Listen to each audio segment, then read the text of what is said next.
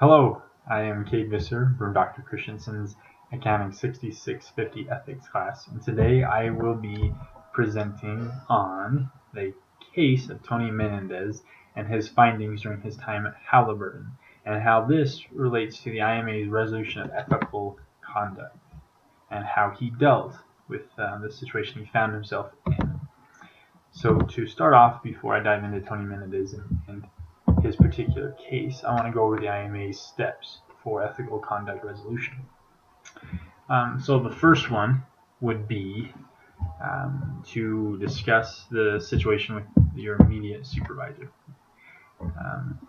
After this, or if your immediate supervisor is involved in the situation, then you should go and talk to the superior above your supervisor.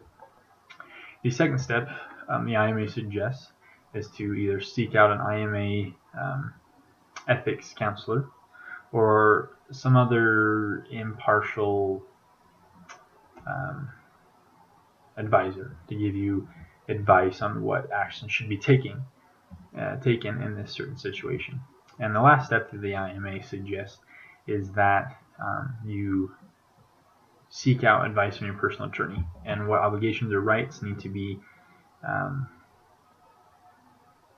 kept under wraps to make sure that there aren't any lawsuits brought up, or that you cover all of your bases before going forward and blowing the whistle. Some other options that a professional or an accountant could follow comes from Joseph Badaracco. And in his article titled "We Don't Need Another Hero," he goes over how professionals can handle these ethical situations rather than to just blow the whistle and get people in trouble. Some of those things that he advises is to put things off till tomorrow. He thinks that if we give our brain some time to think about the best solutions to the problem and let the problem breathe, that'll help both the person that found the ethical issue and the company succeed in the long run. He also believes that professionals should pick their own battles.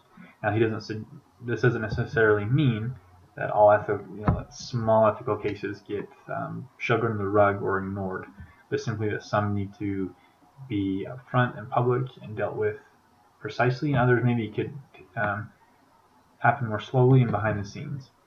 And lastly, Badaracco suggests that accountants should be willing to compromise and not necessarily go straight to blowing a whistle and straight to saying,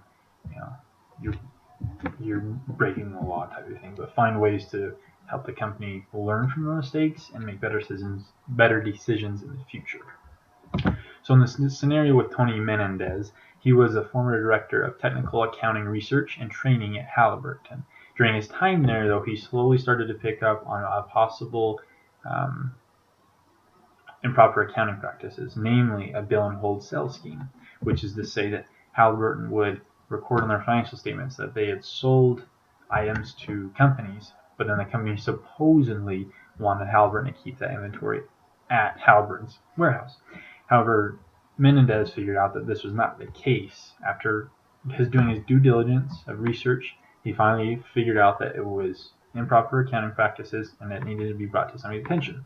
So he went to his immediate supervisor, and his supervisor agreed with him and said, "This is wrong. I'll bring it up with management." They talked. They kind of dragged their feet and said, "We're okay. We're not gonna change anything." Because of this, Menendez decided to go straight to the SEC, and after some consideration, the SEC as well decided not to investigate. So Menendez left the company and decided he didn't want to work for them anymore. So there's the case of Tony Menendez. Now, to wrap up my presentation and in conclusion, Menendez followed, I would say, definitely more the approach the IMA put out in their guideline for resolution of ethical conduct, because when he first found out the problem, he went straight to his immediate supervisor. He didn't necessarily seek out an IMA ethics counselor or a third party, but you can say he kind of went to the SEC, which is a third party that would be interested in hearing about this.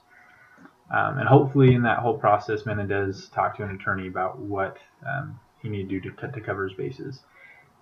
If he would have followed Badaracco's advice, he probably would have tried to find a compromise to help the company learn from its mistakes and going forward be firm on that they wouldn't do any more bill and hold. In the end, though, Menendez, and anyone for that matter, any professional or accountant, can't go wrong with following the IMA's guidelines. As Badaracco suggests, we don't always need another hero, but the world and the business world definitely need people who are willing to stick to their ethics and their integrity.